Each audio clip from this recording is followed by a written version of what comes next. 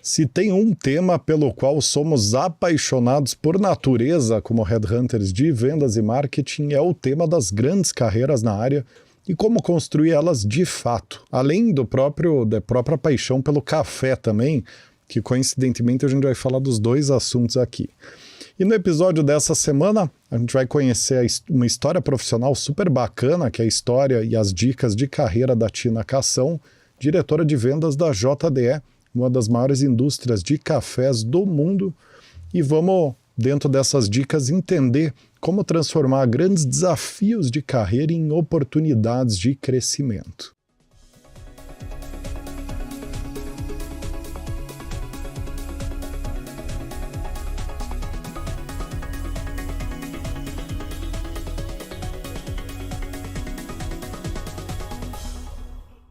Muito bem, sejam todos muito bem-vindos e bem-vindas a mais esse episódio do Raise the Bar, programa semanal de entrevista divulgado toda terça às 19 horas no YouTube da The For Sales Company em mais de 10 plataformas de podcast, que levanta a régua de vocês apresentando e debatendo cases, tendências, curiosidades, boas práticas de vendas e marketing e temas de carreira na área.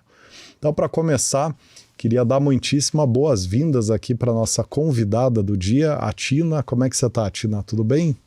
Tudo ótimo. Queria agradecer vocês pelo convite, dividir um pouco aí sobre o mundo do café, né, que é uma paixão brasileira aí, e falar um pouquinho da minha carreira aí para o pessoal que está acompanhando a gente. Muito legal, Tina, muito legal. São dois temas que, como eu falei ali, acho que interessam muito, né? Carreira e café. Aliás, o Headhunter vive dessas duas coisas, né? Então, convite para café é diário. E, inclusive, antes da gente começar a gravação, a gente estava num papo super bom falando do mundo do café. E eu espero que sobre um tempo ali no meio da pauta para a Tina falar um pouquinho desse universo para nós e para quem está acompanhando, porque eu achei incrível as coisas que a Tina trouxe. Então, se vocês querem também ouvir um pouquinho do mundo do café, fica até o final, que eu e o Lius vamos dar um jeito aqui de incluir, né, Lius? Falar dessa outra agenda. Que a gente vai conseguir. Vamos conseguir. Muito bem, e você, Lius, tudo bem? Tudo certo, Rodrigo. Tina, é um prazer estar te recebendo no programa, viu? Obrigado aí por aceitar nosso convite. A Tina é uma grande parceira nossa, representando o grande parceiro nosso, que é a JDE, né? Então a gente fica ainda mais feliz de tê-la no programa. Ah, sem dúvida. Muito bem, antes de entrar no assunto, gostaria só de reforçar o convite para quem acompanha o programa a não deixar de se inscrever gratuitamente no Sales & Marketing Awards, né, da edição 2023, que é a premiação anual da For Sales que premia e apresenta em detalhes os principais cases de vendas e marketing do ano. E esse ano a gente vai premiar cases de estruturação de máquina de vendas, de marketing de conteúdo, de customer experience, automação de vendas e marketing e inovação em vendas, que são os temas que a gente diagnosticou que foram os temas mais demandados por nossos clientes ao longo do ano, que, portanto, merecem um destaque aí na premiação desse ano. Então, você quer descobrir as principais estratégias de vendas e marketing das melhores empresas do Brasil em gestão comercial, não perde a chance e se inscreve gratuitamente pelo link. Agora sim, Tina, para a gente começar nosso bate-papo, conta um pouquinho, para quem não te conhece, um pouco da tua trajetória profissional e também sobre a JDE, para a gente construir um pano de fundo aqui para a nossa conversa. Perfeito. Hoje eu sou diretora de vendas, né, da JDE, conforme vocês já comentaram, mas a minha carreira, ela deu uma guinada, na verdade, né? Eu sempre fui de marketing, eu comecei a minha carreira em marketing, fiquei muitos anos e fui aí me desenvolvendo e crescendo. Eu trabalhei em 3 empresas na minha vida somente, hoje isso parece estranho até, né, mas foi me dando aí oportunidades de, em marketing, vivenciar categorias e produtos bem distintos, né? E eu fui vivendo o todo do marketing, comunicação, estratégia, enfim. E, para mim, ali era a minha carreira, né? Então, é marketing, vamos embora. E aí, eu fui para a segunda empresa, né? E lá, eu recebi um primeiro convite aí para trabalhar com trade marketing. Eu falei, nossa, trade marketing, né? E aí me falaram na época, não, é importante que um marqueteiro sinta um pouco mais aí a ponta e conheça mais o que acontece ali com os clientes e no mercado. Então, foi uma experiência muito interessante e que depois eu posso fazer a ponte do porquê que eu estou em vendas hoje, que é onde eu estou, né? Vendas hoje na JDE. A JDE é a maior empresa de café do mundo que trabalha só com café, né? A gente tem concorrentes aí pelo mundo que trabalham com outras categorias, mas que trabalha somente com café, a JDE é a maior do mundo, as pessoas não sabem muito disso, né? A JDE, ela é dona de várias marcas muito interessantes de café no mundo inteiro, e aqui, o pessoal ainda não conhece, JDE, né? O que é a JDE? Mas as nossas marcas, eu vou falar algumas aqui, eu tenho certeza que o público aí conhece bem. L'Or é uma delas, é a nossa marca premium. Pilão, né? Que é a marca líder de mercado de café tradicional, né? E tem Caboclo, Pelé e algumas outras aí regionais que a gente trabalha. E essa é a JDE, né? Então, é paixão pelo café e eu estou nessa trajetória aí já há 10 anos e meio, e tem muita história aqui para contar para vocês desses 10 anos e meio aí na JDE. Bom, Tina, aproveitando, né, essa deixa que tu deu, né, fala um pouco pra gente de como que funcionou essa tua transição de trade, né, de marketing para trade, depois agora, né, indo para vendas, né? Como que foi? Foi natural? Foi algo planejado pela JDE? Foi algo que você pediu? Como é que funcionou isso? Então, vamos lá. Essa é uma primeira dica que eu teria para deixar aqui, né? Porque, às vezes, a gente idealiza a nossa carreira e fala, putz, naquele momento eu quero estar nessa posição, nesse lugar, e não é bem assim que funciona, porque não depende só de nós, né? Depende da empresa, do mercado e do momento que você está vivendo. Então, eu tinha como idealização ficar em marketing e sempre trabalhar em marketing, que era uma área que eu era apaixonada, né? E aí veio esse desafio de passar um tempo. Naquela época era só passar um tempo em trade para eu realmente vivenciar a ponta, conhecer clientes, acompanhar mais a realidade de vendas. Eu falei, ok, por um tempo, eu acho que vale a pena eu conhecer essa outra realidade, eu vou e eu volto. Isso foi até antes de entrar na JDE, mas foi muito importante para definir os meus passos na JDE. Então, eu fui e acabei ficando 3 anos, eu adorei, na verdade. Trabalhava com um trade de categoria, que era um link entre a estratégia que marketing desenhava e como que eu traduzia isso para a gente executar na ponta.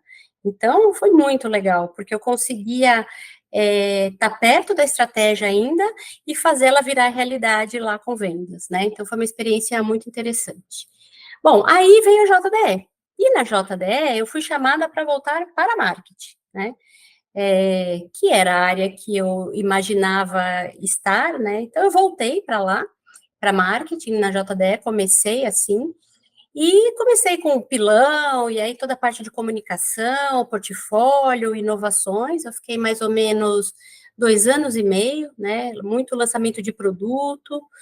E a nossa presidente, na época, a Lara, ela me chamou e falou assim, Tina, eu soube que na sua última experiência, na sua última empresa, você passou por trade. E eu gostaria de montar um trade mais estratégico na JDE, que eu sinto que é um trade muito operacional, né? O que você acha? Eu falei, nossa, Lara, mas eu já passei por trade lá atrás, não era muito a minha ideia, né? Ela falou, não, Tina, mas é um trade estratégico, que tem tudo a ver com marketing, com marca, com criação de valor, que era a estratégia que a gente estava vivendo na época na JDE e no mercado de café como um todo. E aí ela falou, fica um tempo e depois você volta. E foi uma possibilidade de eu responder diretamente para ela, que era a presidente. De novo, fui positivamente surpreendida aí por essa fase e gostei bastante e realmente eu consegui trazer a estratégia aí para a ponta, né, desenhando todas as estratégias baseadas em pesquisa de shopper, entendendo mais a fundo o shopper e fazendo programas para que na ponta, na execução de vendas, a gente conseguisse entregar o que a estratégia estava pedindo e estava desenhada, né? E aí sim me abriu a porta para diretora de marketing. Então tá, você já foi muitos anos de marketing, agora conhece mais o mercado de café, a ponta, né? Mais ligado a vendas, clientes, então é a sua chance de ser diretora de marketing. Aí eu falei, agora sim, agora eu cheguei, diretora de marketing, aqui eu fico. Fiquei 2 anos, e aí o nosso atual presidente, e eu estou citando o André, nosso atual presidente, e a Lara, porque eles foram mentores que me fizeram enxergar um caminho totalmente diferente do que eu tinha imaginado. Então, isso eu acho que é legal a gente falar um pouquinho mais para frente sobre isso também. E ele falou assim, Tina, você foi marketing, você foi trade, falta vendas. É a ponta mesmo, é onde a coisa realmente acontece. Eu falei, nossa, André, vendas não era o que eu tinha imaginado. Eu achei que eu ia ficar em marketing. E aqui estou, agora há 3 anos, e estou adorando, e aí a gente pode falar um pouco mais sobre essa experiência que eu estou vivendo hoje em vendas, que é muito interessante. Eu sempre falo que vendas dita o ritmo da organização, né? Eu lembrei muito agora, Tina, do nosso estudo anual, o Futuro da Área Comercial, onde a gente mapeia as tendências do ano, né, da área de vendas e marketing, e uma das tendências do ano passado que a gente identificou para esse ano é a continuação da fusão dos métodos e processos e integrações entre vendas e marketing, né? E é muito difícil, ainda hoje é muito difícil encontrar executivos que tenham transitado nas duas áreas. Então, assim, eu acho que para você, como profissional, é um ativo muito grande, assim, ter essa passagem. E eu, particularmente, e aí é uma opinião minha, né, baseada na minha experiência recrutando para a área, né, de vendas e marketing, mas eu acho que o caminho marketing depois venda, para mim, faz muito mais sentido do que vendas depois marketing, porque o mundo do marketing ele demora para você entender e operar bem, né? Que é um mundo muito analítico, muito datacêntrico, muito processual, envolve muito erro no começo da carreira, muito desperdício, até se conseguir ser eficiente, assertivo, contundente, gerar valor para vendas. Então acho que o processo contrário talvez não sei se funcionaria tão bem. Então a mim me parece um caminho muito relevante assim para uma carreira, né? Sim, perfeito. Eu super concordo, Rodrigo, porque assim, eu senti que quando eu fui para vendas, eu estava realmente preparada para aquela transição, né? Eu acho que se eu não tivesse todo o background aí de marketing, estratégia, entender o que se espera, né, de vendas lá na ponta, porque às vezes a gente, quando está em vendas, aquele eterno dilema marketing-vendas, né? O que esses marqueteiros estão pensando e marketing, poxa, vendas que não executa. Gente, são mundos bem diferentes. E, assim, as empresas que conseguem conectar isso, nossa, eu acho que é um golaço, né? Então, eu fui para a venda já entendendo, tá, a estratégia é essa, é assim que funciona. E eu entendo por que a empresa tem essa estratégia, as marcas têm esses posicionamentos e esses objetivos. Então, deixa eu fazer isso acontecer. Então, realmente, essa transição de marketing para vendas, ela é muito rica, e eu estou vivendo isso na pele, porque hoje eu consigo, inclusive, influenciar meu time, que fala, não, mas por que tem que fazer isso para pilão? Eu consigo explicar, né, por que a gente precisa fazer aquilo, qual a estratégia por trás da marca pilão, né, então, realmente fica não mais fácil, né, nada é fácil, é sempre um desafio, mas mais claro, né, do porquê que a gente, em vendas, precisa executar daquela maneira. Eu lembrei de um caso específico aqui, Rodrigo, de um dos nossos clientes, Tina, que eu gostaria que você comentasse, né? Foi bem interessante. Um dos nossos clientes, que é uma multinacional de bebidas, tá? Não tem uma estrutura tão grande no Brasil, mas representa uma marca muito forte, né? Uma vez abriu um processo seletivo com a gente de diretor comercial, e aí é dentro da política da empresa ter nos seus processos de recrutamento e seleção uma shortlist equilibrada, 50% homens e mulheres, tá? E aí, ela acabou abrindo o processo não só com uma consultoria, mas com outras consultorias, né? A gente fez esse projeto no sucesso porque ela estava tendo uma dificuldade de encontrar mulheres com experiência C-level em vendas, tá?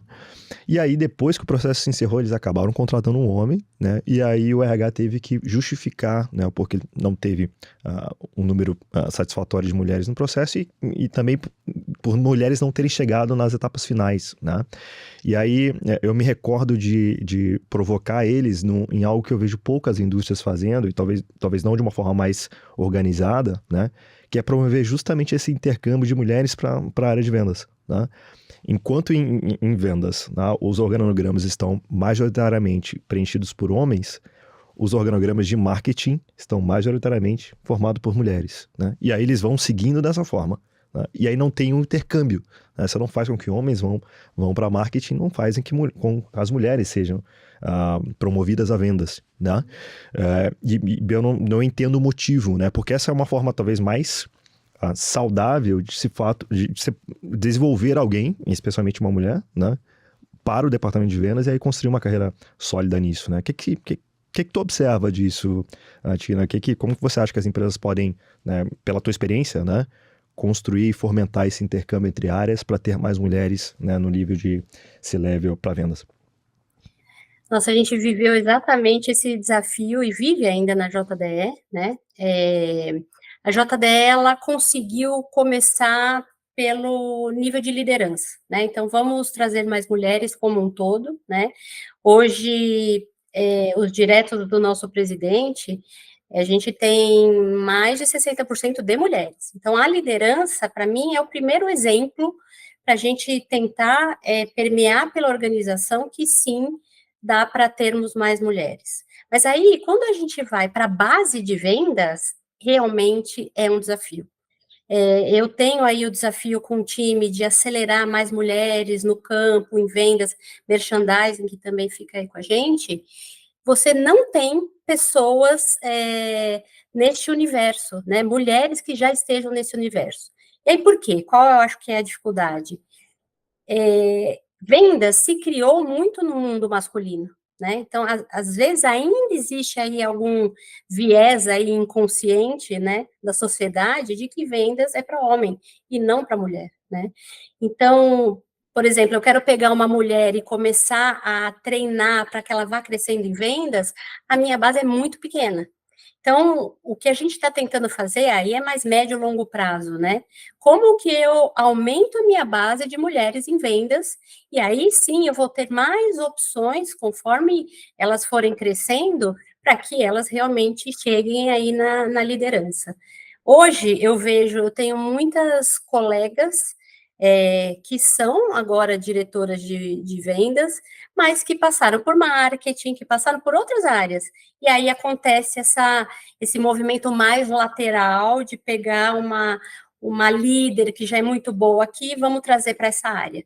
Mas da base está realmente mais desafiador. Eu acho que as empresas elas têm que conversar mais sobre isso e serem mais proativas no desenho de mais mulheres na base. E as mulheres que eu tenho em vendas, elas, nossa, sucesso, estão indo super bem.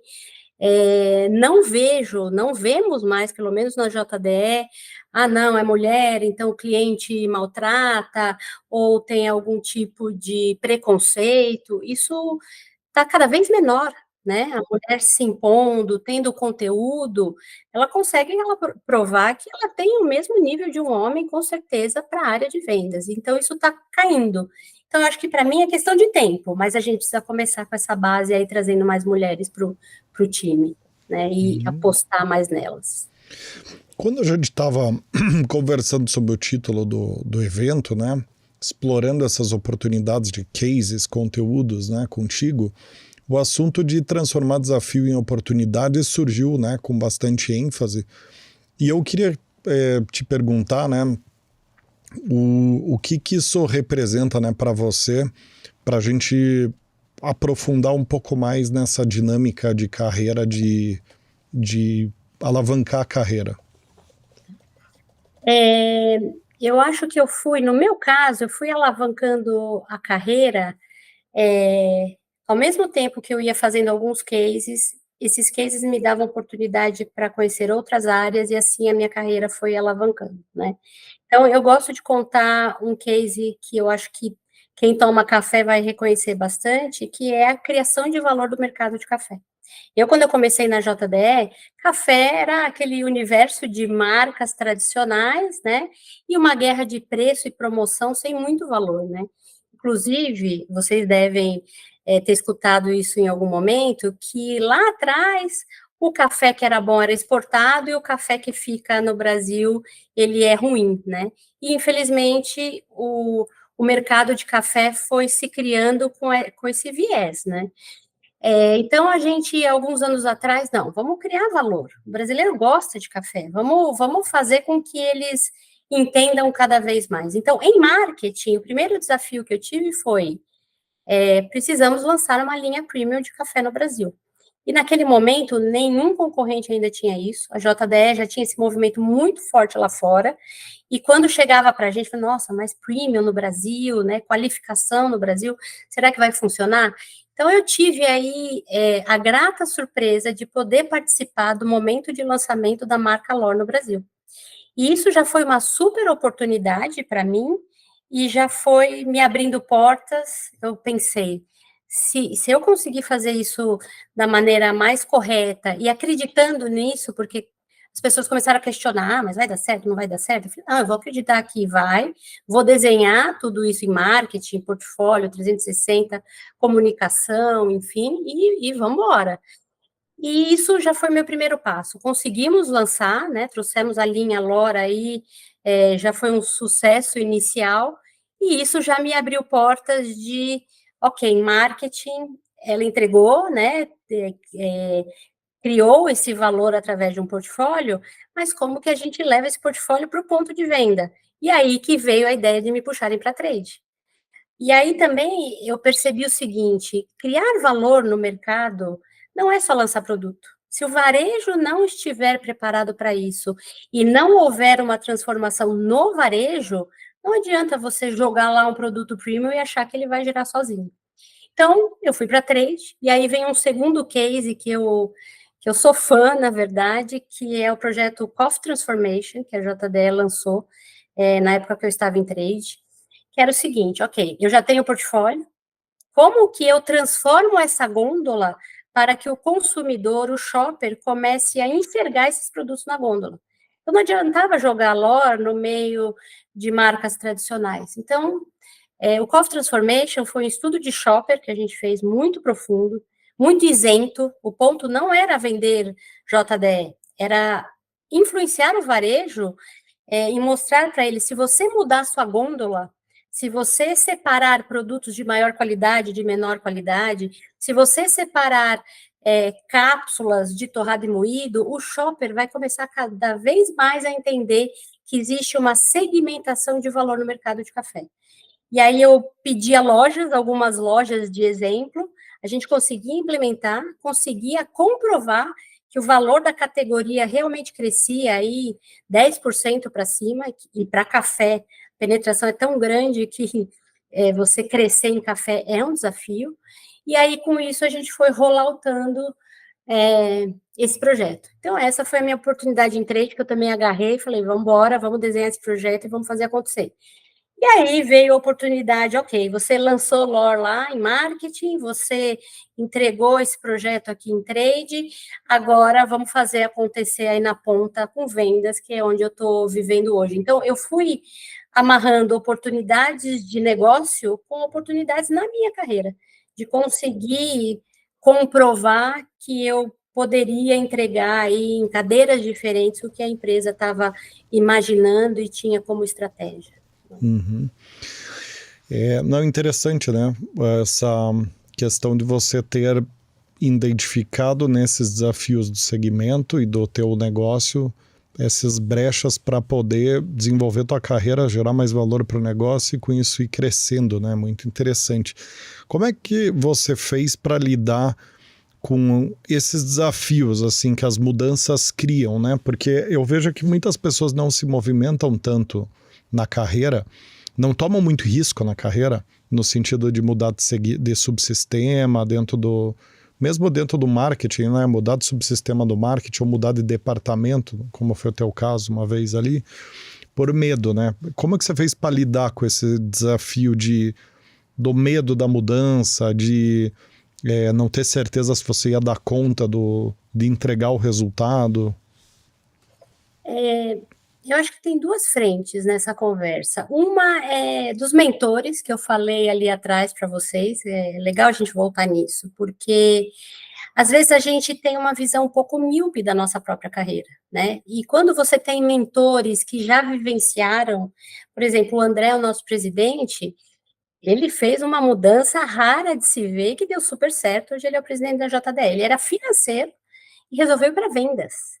Sim, desafio imenso para ele, um frio na barriga incrível, mas ele entendeu o seguinte: se eu quero crescer na carreira, eu quero chegar neste nível, a gente está numa empresa de consumo, eu preciso entender de vendas. Então ele encarou e vamos embora. E ele foi a pessoa que me fez enxergar. Você já provou para a organização que você sabe de marketing. São muitos anos de marketing. E é um pouco mais do mesmo, muda o produto, muda a marca, mas as frentes de marketing você já conhece e já domina. E ele me desafiou a fazer este movimento e ele estava ali do meu lado. Então eu sabia que, ok, me dá frio na barriga, me desafia, me preocupou, mas eu sei que tem um mentor ali que visualizou isso, que acreditou e que está do meu lado. O mesmo aconteceu lá atrás com a Lara, que também visualizou, não, Tina, mas o trade que eu estou querendo e que eu acho que você consegue é um trade mais estratégico. E você é de marketing, que está mais habituada com estratégia. E eu vou estar do seu lado. Então, para mim, é isso. São mentores que a gente consegue enxergando e se conectando na carreira e conseguir escutá-los mais, porque eles vivenciaram coisas que a gente não viveu. E aí, com a confiança deles, a parceria com eles, você vai aí acreditando que você pode. Um segundo ponto que eu acho super importante eu sempre falo, o pessoal fala assim para mim, Tina, o pessoal que ainda quer ser diretor, né? Eu tive uma sessão com os analistas, estagiários e menores aprendizes do meu time semana passada, muito interessante. Eles falaram, nossa, Tina, como você desenhou sua carreira para chegar onde você está hoje? Eu falei, gente, eu não desenhei a minha carreira. O que eu acho de carreira? Carreira você precisa viver o hoje e visualizar o futuro, não viver o futuro. O que eu quero dizer com isso? Tem pessoas que chegam para mim e falam, olha, Tina, com 30 anos eu quero ser isso, com 35 isso, com 40 aquilo. A pessoa vive mais para esse plano do que vive as oportunidades que ela pode ter agora. Porque quando você é muito amarrado com esse plano, ó, com 35 anos eu quero ser diretor de marketing. Provavelmente, quando a Lara me convidou, se eu tivesse isso tão forte na minha cabeça, o que eu teria feito? Teria negado ir para trade. Provavelmente, não, isso não faz parte do meu plano, eu não vou. E é possível que eu não fosse diretora hoje, porque eu ter ido para trade, ter feito esse movimento lateral e me desafiado, que me trouxe até aqui, que foi fazendo eu crescer. Então, eu falo muito isso para as pessoas. Eu vi pessoas na própria JDE e nas outras empresas que eu passei, elas eram tão amarradas com esses planos que não acontecia exatamente como elas queriam, e elas se frustraram e não chegaram onde queriam. Então, eu falo muito sobre isso, então eu acho que é estar aberto a conhecer, a se desafiar. Eu sempre falo, frio na barriga, todos nós temos, e a gente tem que saber encará-los, porque frio na barriga faz a gente evoluir. Eu falo isso para os meus filhos, inclusive. Não, mãe, eu estou com medo da prova, eu estou com medo de apresentar. É bom ter esse medo. Esse medo faz você. Então, vou me encarar, vou fazer da melhor maneira que eu posso. Então, é encarar, é estar aberto às oportunidades e eu acho que ter mentores que te guiem, né? Eu tive a sorte de ter esses dois dentro da organização. Às vezes, a gente tem mentores fora da organização que você pode ir se aconselhando. Olha, eu recebi essa proposta. Olha, eu estou pensando em fazer essa transição para essa outra área. Como que você vê? Então, eu diria que essa mescla aí de coisas que me ajudaram a chegar aqui. Né? Perfeito. Eu ia complementar justamente isso nesse tópico de mentores, Tina. A gente estava num jantar com o executivo que a gente conhece aqui, que inclusive participou desse podcast, que é o Eduardo Sampaio, e ele mencionou muito isso, né, de como é importante você também ter mentores fora da tua organização, e a gente entrou numa reflexão de que ter um mentor fora da organização, ele traz com mais clareza, às vezes com mais objetividade, feedbacks que a gente precisa ouvir e que às vezes dentro da organização a gente recebe com um certo veludo ou uma certa capa, né, e aí não vem com uma clareza que às vezes a gente precisa. Né? Interessante isso. Tina, mas eu queria explorar contigo um outro ponto, né? Você mencionou de como as suas passagens por marketing depois de trade te condicionaram a ter sucesso em vendas e como os mentores foram importantes para você, especialmente ali os dois que você mencionou, né? Mas falando agora de soft skills, né? O que a Tina materializou, né? O que a Tina, no seu comportamento no dia a dia como profissional, manifestou, né? Que te ajudou nessas transições, né, a ter sucesso? Isso é super importante, né? Porque às vezes a gente fica muito focado no o quê, né? A Tina conhece estratégia, a Tina é analítica, a Tina consegue entregar, né? Tem uma execução forte.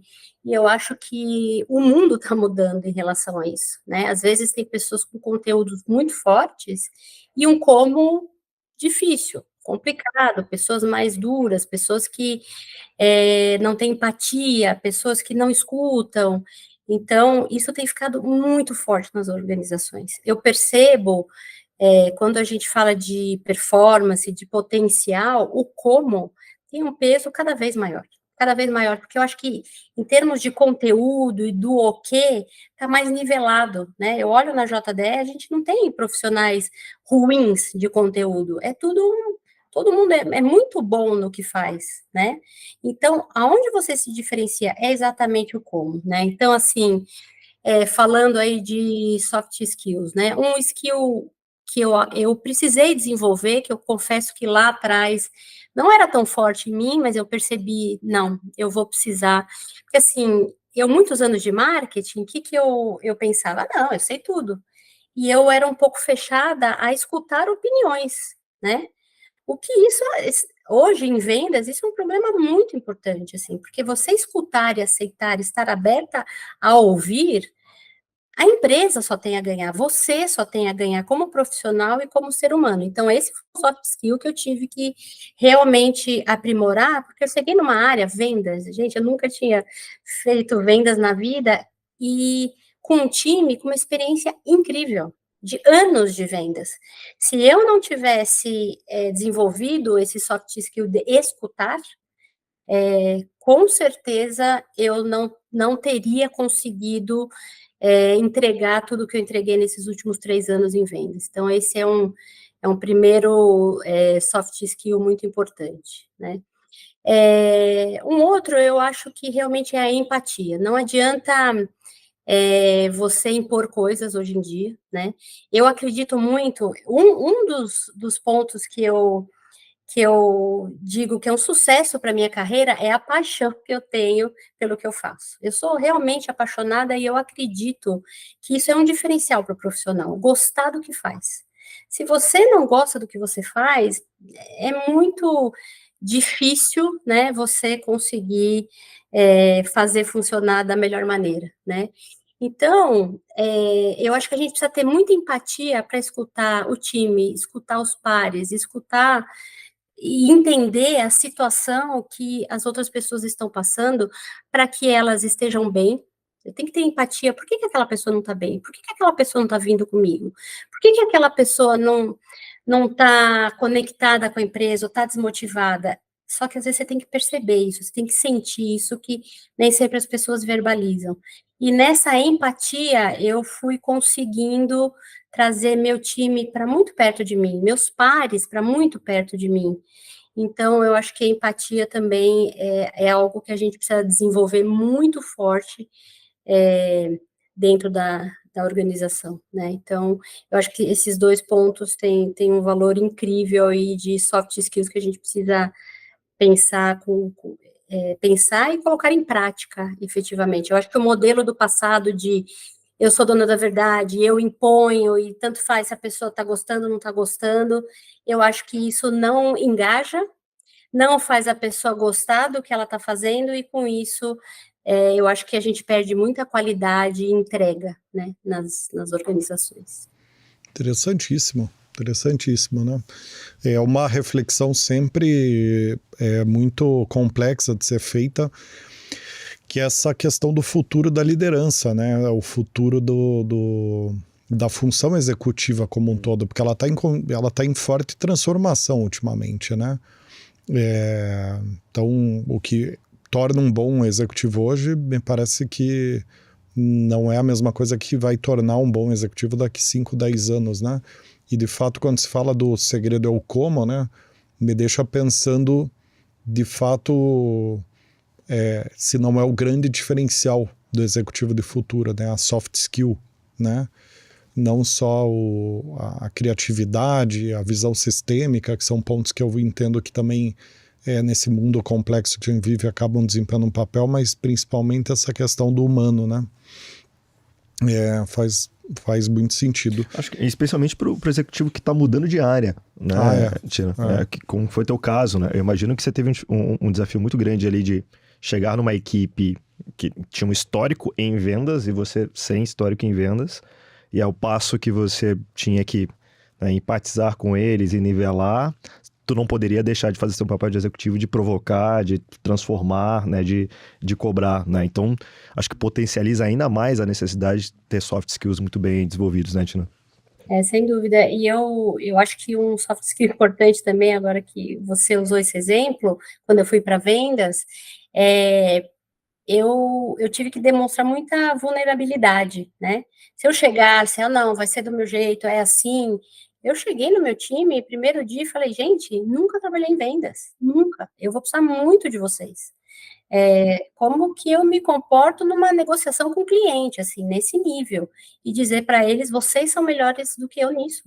Então, a gente tem que fazer uma parceria aqui. E eu sou mais forte, talvez, em análise, em estratégia, então eu vou ajudar vocês a plugar o conhecimento que vocês têm com essa força estratégica, analítica, para influenciar a organização, para ajudá-los, né?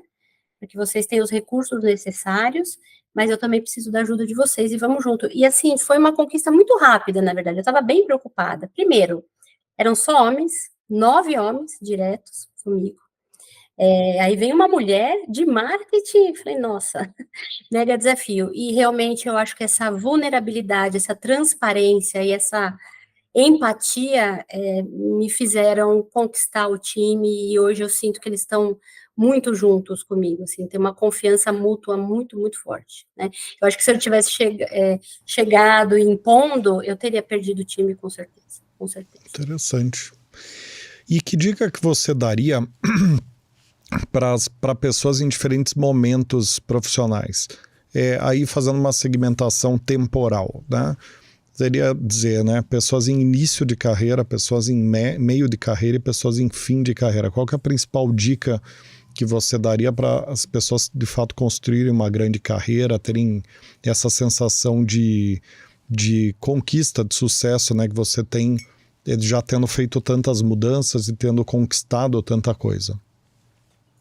A primeira dica que eu dou, e assim, isso para mim serve para início, meio e fim, é você fazer o melhor que você puder fazer aonde você estiver.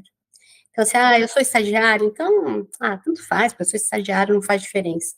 A minha primeira empresa, eu entrei como estagiária e me falaram, olha, você só vai ser estagiária e para você ser efetivada, vai ser muito difícil, não tem vaga, então vai ser um desafio. Mas eu falei, não importa, eu vou ser a melhor estagiária que eu puder ser, para eu conhecer, E aí eles viram um valor em mim e abriram uma vaga para me efetivar. E aí quando eu fui analista, a mesma coisa, tinham vários analistas para uma vaga de gerente. Eu vou ser a melhor analista que eu puder ser.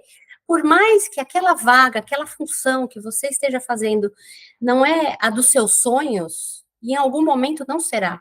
Ou no começo da carreira, ou no meio da carreira, ou no fim da carreira, em algum momento não vai ser o que você sonhou, o que você planejou, mas esteja lá e faça da melhor maneira. Quando eu fui para trade, eu falei, mas não era bem isso que eu queria, tá bom, mas já que eu estou aqui, vou fazer o melhor que eu posso.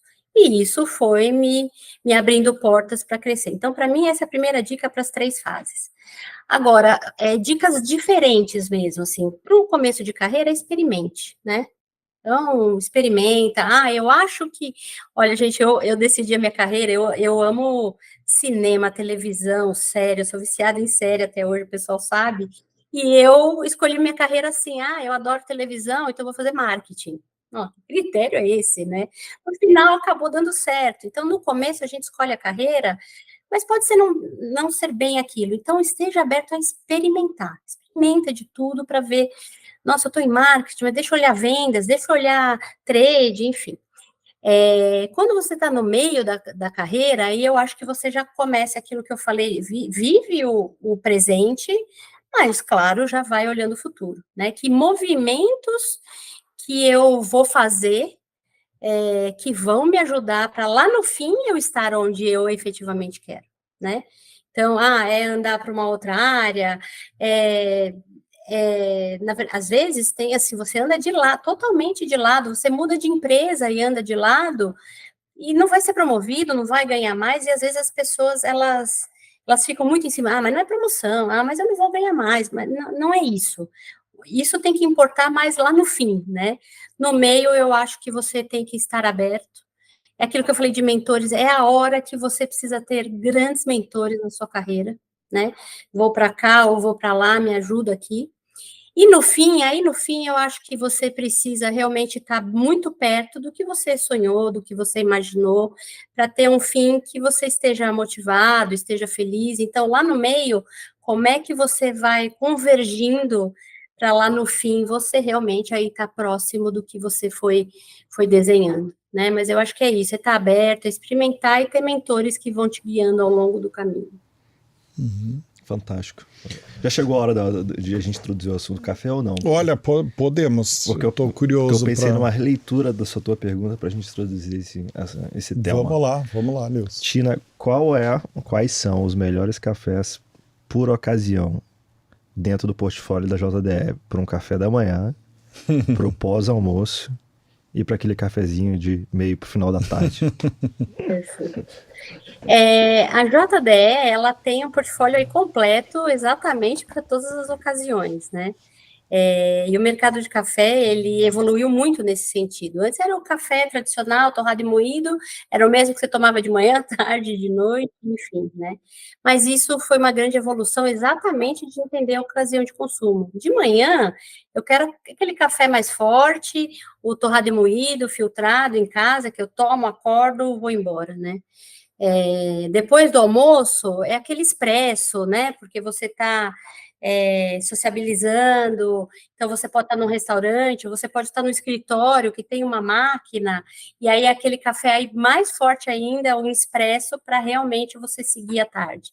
Aí no final da tarde, tem aquela questão, se eu tomar muito café forte, eu posso ficar acordado, talvez seja um momento de um cappuccino, uma indulgência no final do dia, né? Então tem realmente uma variação bastante grande. O mercado de café, como eu comentei, evoluiu muito, né? Então, hoje você tem, além de tipos, né, que resumidamente é torrado e moído, que é o café tradicional aí de pó, que o público chama, né, o café em pó. Aí você tem as máquinas agora, que a penetração vem crescendo de maneira muito forte. Então, você tem as cápsulas para cada tipo aí de máquina. Você tem o solúvel, que é aquele café muito prático, econômico, que em algumas regiões do Brasil tem uma força incrível, Sul e Nordeste, por exemplo. E você tem os combinados com leite, um café com leite, um cappuccino, e qualidades diferentes. Antes também era um padrão maior de qualidade, hoje você tem cafés de todos os tipos e grãos e blends, e o que eu fico muito feliz no mercado de café, eu estou há bastante tempo, é que hoje o consumidor, ele se atreve a falar do blend, do grão, do arábica, do robusta, é muito, da torra, da moagem, eu fico encantada, assim, porque foi um processo que a gente começou lá atrás, será que a gente vai conseguir criar valor e fazer com que esse consumidor entenda um pouco mais e valorize o café no Brasil? E a gente vê, as redes sociais ajudam muito nesse sentido, né? Tem vários posts aí nessa direção de explicar cafés diferenciados, marcas muito qualificadas que também ajudam nesse caminho. Então, eu acho muito interessante. E tem uma curiosidade muito legal sobre café, duas, na verdade. A gente é de uma multinacional, e toda vez que o pessoal de fora vem para cá, a gente começa a apresentação assim, no Brasil, o café começa a ser consumido a partir dos 3 anos de idade. Não, eles ficam olhando para a nossa cara e falam assim, como assim? Mas é permitido isso? É permitido, né? É óbvio que tudo em excesso não faz bem para uma criança, mas é totalmente permitido, não faz mal nenhum. E essa paixão vem de berço, né? Porque é um produto que tem, aí vem a segunda curiosidade, 98% de penetração. Ou seja, todos os lares do Brasil vocês vão encontrar um café. Então, realmente é uma paixão e que precisava há muito tempo ser qualificada, desenvolvida e valorizada no Brasil, e eu acho que as indústrias e as marcas estão fazendo isso lindamente aqui no Brasil, e eu fico muito feliz de participar desse processo, dessa jornada. Uma pergunta legal, boa, Tina. uma resposta melhor ainda. Pois é, gostei. Né? Gostei, deu um panorama perfeito. Eu me identifiquei muito com esse ritual de café que a Tina traduziu, hein? Achei ele bem coerente. Ainda mais você como especialista formado pela Organização Mundial dos Barista. melhores bares do mundo. Se revelou barista, né? Não, mas isso estava fora da gravação aqui, o pessoal não vai nem entender, né? Mas é uma longa história, há muito tempo atrás. A long time ago. Legal. Rodrigo, e Tina, eu tô lembrando aqui, Rodrigo, de 2 episódios que vão complementar muito essa conversa que a gente tá tendo com a Tina aqui, que é o episódio 45 e 46. 45 com a Alessandra Sekef, né, da AVP do Boticário, e o 46 com a Marina, né, que é a diretora executiva da GE, da divisão de Health. Né? Ambas falaram muito, né, desse tema de carreira, né, e com muitas pautas transversais ao que a Tina trouxe aqui. Né? Então, certamente, para quem tem gostado desse programa, né, checar esses outros 2 vai complementar muito bem. Excelentes episódios, inclusive, e eu acho que tem uma sintonia muito grande dos recados, né? Uma similaridade muito grande dos drivers de grandes executivos, né? Qual o mindset de sucesso mesmo, né? E né, o mundo corporativo está em uma mudança muito grande, recente, e vendas e marketing são áreas que estão na linha no fogo cruzado, né? Estão muito expostas, né? Então, para você vencer na carreira nessas áreas, importantíssimo dominar alguns soft skills aqui que a Tina trouxe muito fortemente e que esses outros episódios também reforçaram, né, Lius? Sem dúvida, sem dúvida. Tina, Fantástico. queria te agradecer demais aqui em nome da The For Sales Company e também dos nossos ouvintes. Muito prazer mesmo te receber aqui, adorei o papo e não tenho dúvida que você vai ajudar muita gente a pensar melhor sobre... Eu adorei quando você falou ali da principal dica ser focar em entregar o resultado, né? E me identifiquei muito com isso, é algo que eu falo muito, né? Eu falo para as pessoas que você sempre vai, exagerando um pouquinho, né? Mas eu falo assim, né? Que você sempre entrega resultado por você, nunca pela empresa, né? De novo, exagerando no sentido de que, claro, uma visão muito bipolar, bifásica. O ideal é você ter uma compaixão, uma conexão com o que você está fazendo e trabalhar para o time e ter uma mais... No fim do dia, ao apagar das luzes, você vai ficar com aquilo embaixo do braço como o teu case. Você entregou ou não entregou? Você foi bem ou não foi bem? Você tem uma referência boa com aquele gestor ou não tem? Então é você que vai ficar com aquilo. A empresa terminou o ano, aquele resultado já era, está lá no balanço do ano anterior. Para a pessoa fica para sempre, né? Aquele ano de trabalho fica para sempre, né? Então, mais do que apoio o que você falou ali, eu propago diariamente isso, principalmente para as pessoas em começo de carreira, que eu vejo que a geração nova ela é mais volátil, e eles mudam mais de carreira, e às vezes falta um pouco dessa consciência de, puxa, eu tenho que deixar minha contribuição. Essa construção de lastro. Posso fazer ela em 1 ano, não é um problema, não é um limitador. Hoje em dia os ciclos são mais curtos, mas eu preciso entregar um legado, eu não posso passar por aqui. Eu tenho que deixar uma marca e construir um legado. Falou, olha, esse tijolinho daquela parede ali foi eu que coloquei. Não precisa ter levantado a parede inteira, mas aquele tijolinho fui eu, né?